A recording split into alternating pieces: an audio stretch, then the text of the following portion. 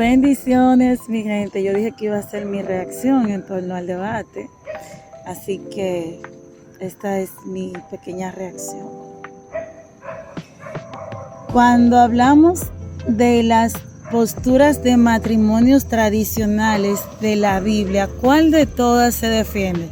El de la poligamia de los patriarcas, que no era castigado por la ley, por la razón de ser un matrimonio con fines de buscar descendencia varonil, o el de la poligamia por placer, con sus harenes pecaminosos, como el de Salomón.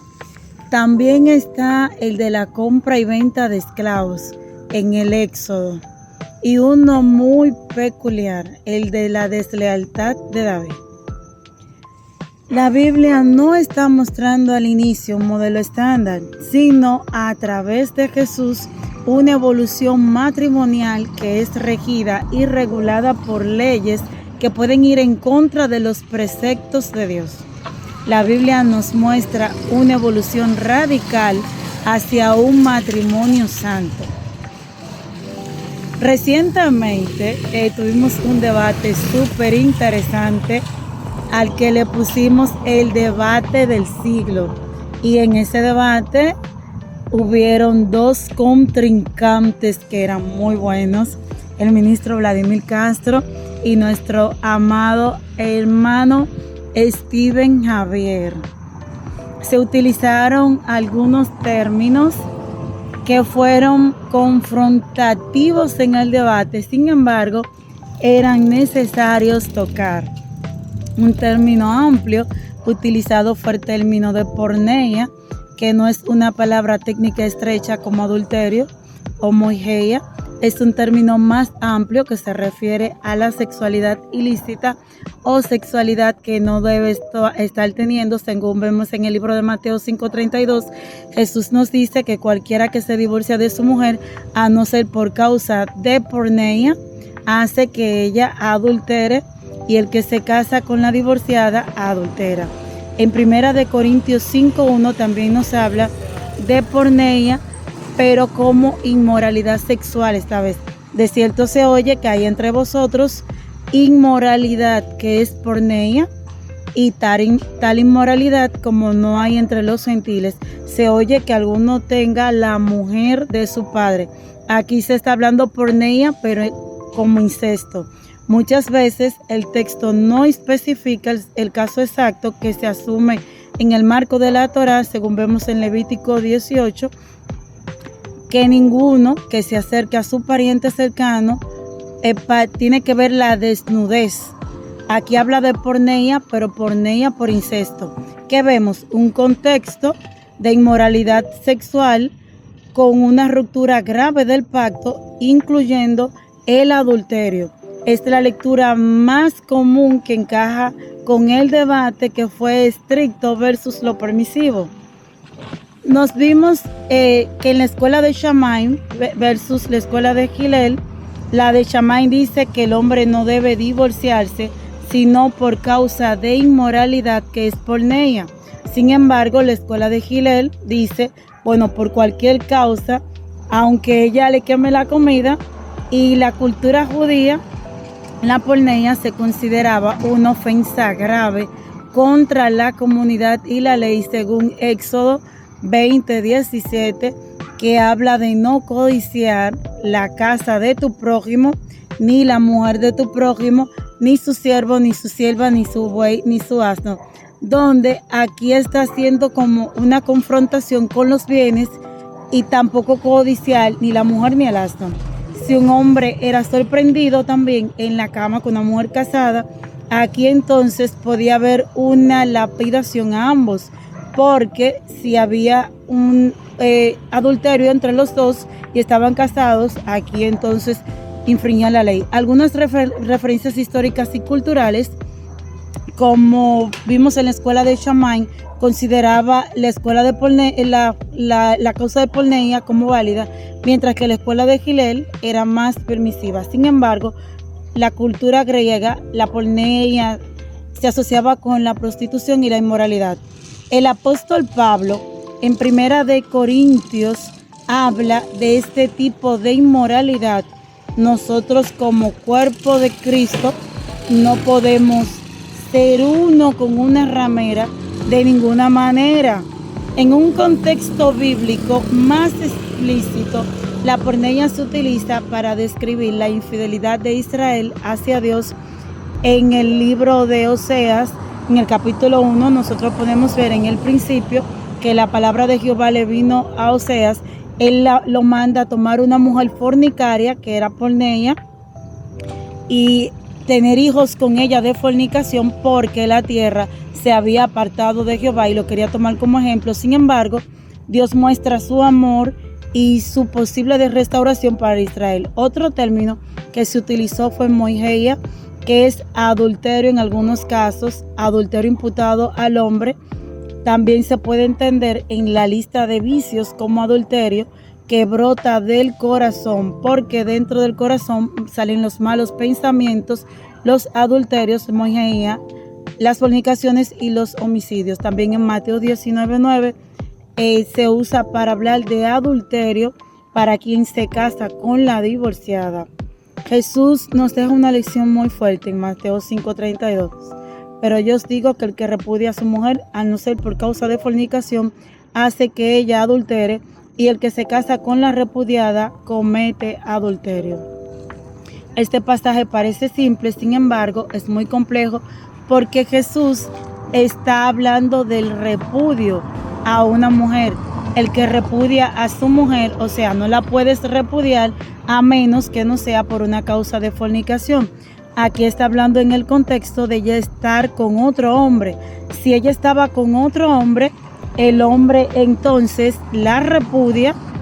Por este hecho no es inválido, pero si la repudia sin haber estado con alguien, entonces él hace que ella adultere, porque la repudió sin alguna causa específica de valor y de peso. Y si ella está con otra persona, aquí ella va a entrar en adulterio, porque fue un repudio ilegítimo, y el que se casa con ella comete adulterio porque sigue ligada todavía a su marido anterior. Aquí es donde está el meollo del asunto. Por ende, porneia no es una palabra técnica en un mundo como moigeia, es un término más amplio que habla de la sexualidad ilícita, lo que no se debe estar haciendo. Muchas veces el texto no especifica el caso exacto, porque el marco asumido tiene que ser la Torá.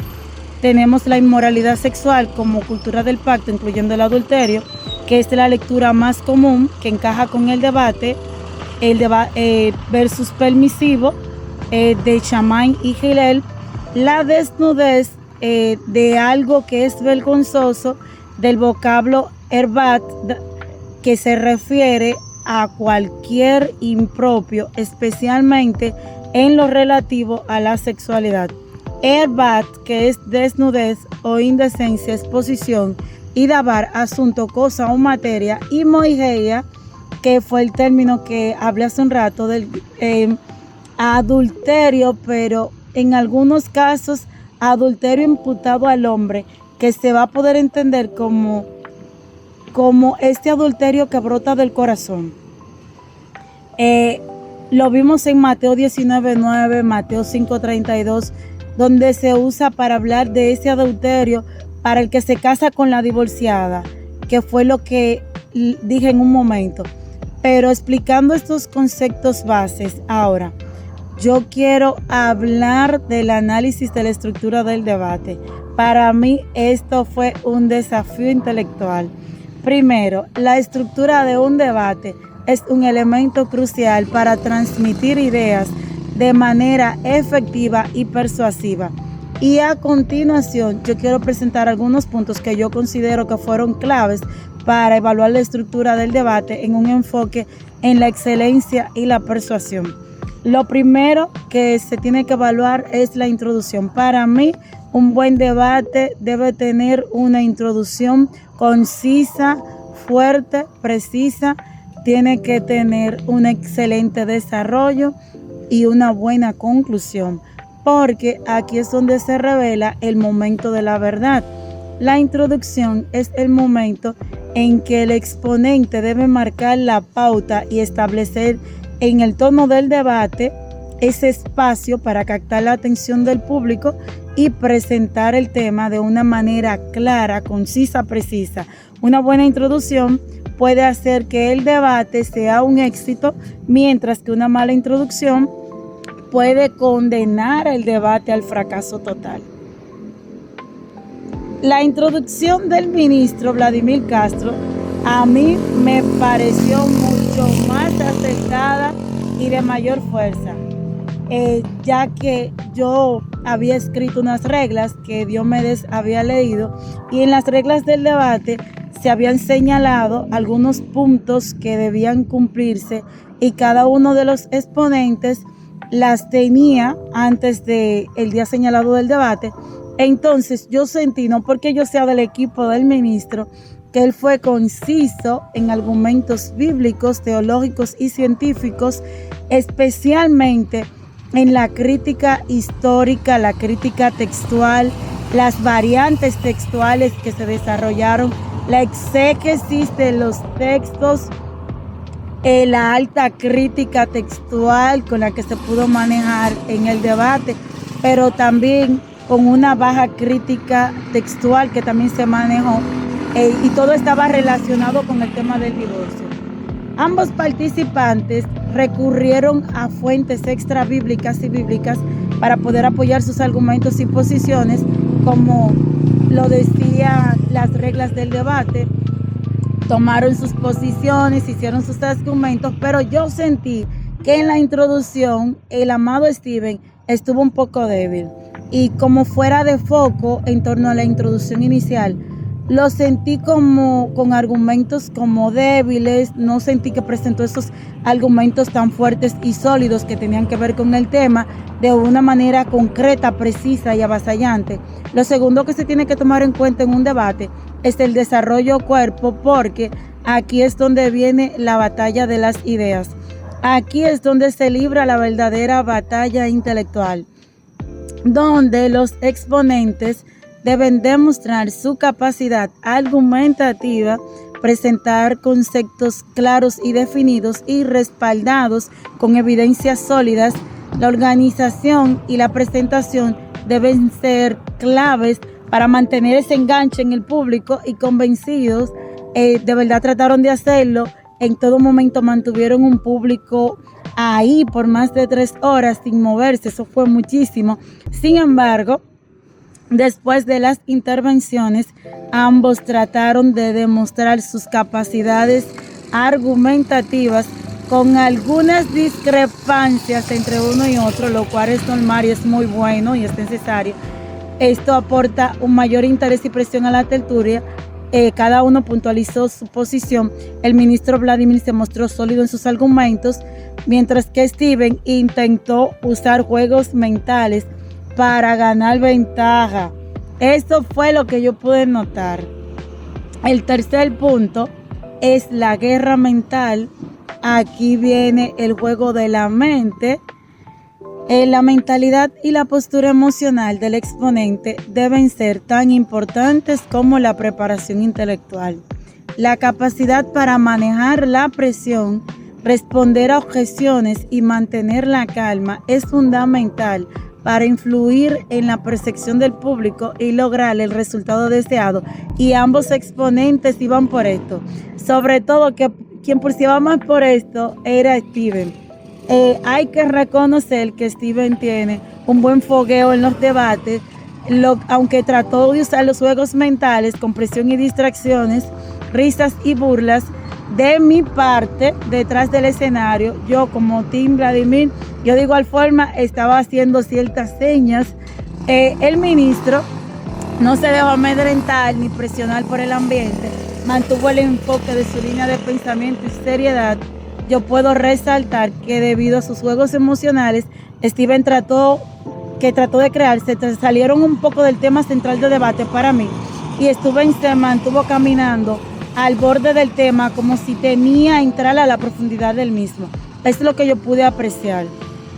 Lo cuarto, el acervo cultural, porque aquí está el poder de la contextualización.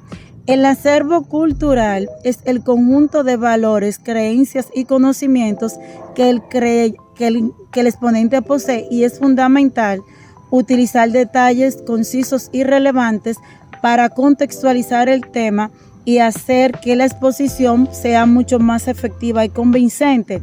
En torno al acervo cultural, Vladimir estuvo por encima. Para mí fue muy notorio su manejo de conocimiento, de información, ya que aunque Steven expresó tener un gran manejo mental de esos términos del ministro, yo sentí que al recurrir a un lacto mostró mucha debilidad ante los conocimientos impartidos y debatidos. Nótese que yo le dije esto en el debate, sin embargo, ambos trataron de usar los recursos culturales, uno más afinado que el otro, pero ambos con mucha altura, profundidad y peso. Ahora vamos a ver las competencias intelectuales. Ay, ay, ay. Aquí viene el arte de la exposición. Este es el punto número 5 que yo considero que fue importante. En estas competencias intelectuales, que son esenciales para alcanzar la excelencia en la exposición, el exponente debe demostrar habilidades para analizar, sintetizar y presentar información de manera clara y convincente. Ok. En esta competencia intelectual, el público de masas era obvio que se iba a inclinar a su líder del oso. Sin embargo, a nivel teológico, histórico y cultural, se definió un ganador y ya ustedes saben quién fue. Ustedes saben quién fue. El degollador. En conclusión, aquí viene el momento épico. La conclusión, que es el punto final del debate, es con ese sabor que la gente se va a quedar al final de la jornada. Esta tiene que ser épica, clara y fuerte. Resumiendo los puntos claros del debate, se tiene que dejar un impacto duradero en todo el público. Para mí fue un final ameno y calmado, donde sentí que Steven bajó la guardia, se puso como modo aprendizaje. Lo mejor de todo es que el Espíritu Santo hizo sentir su presencia al final de la jornada.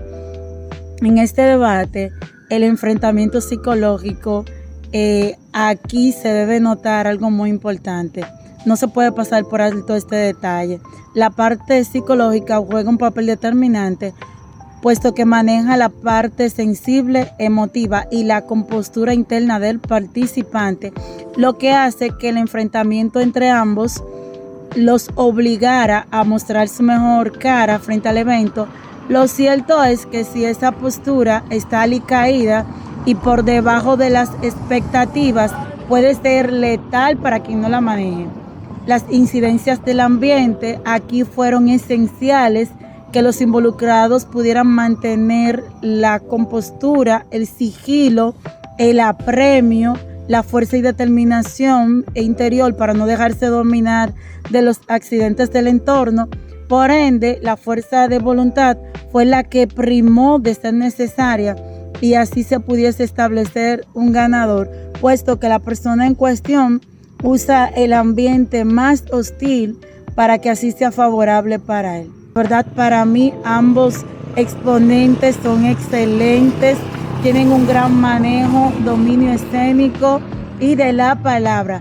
Mis felicitaciones y mis respetos para cada uno de ustedes. De verdad que para mí fue un honor estar con ustedes ahí en esta sala, presenciando en vivo ese choque de titanes. Bendiciones.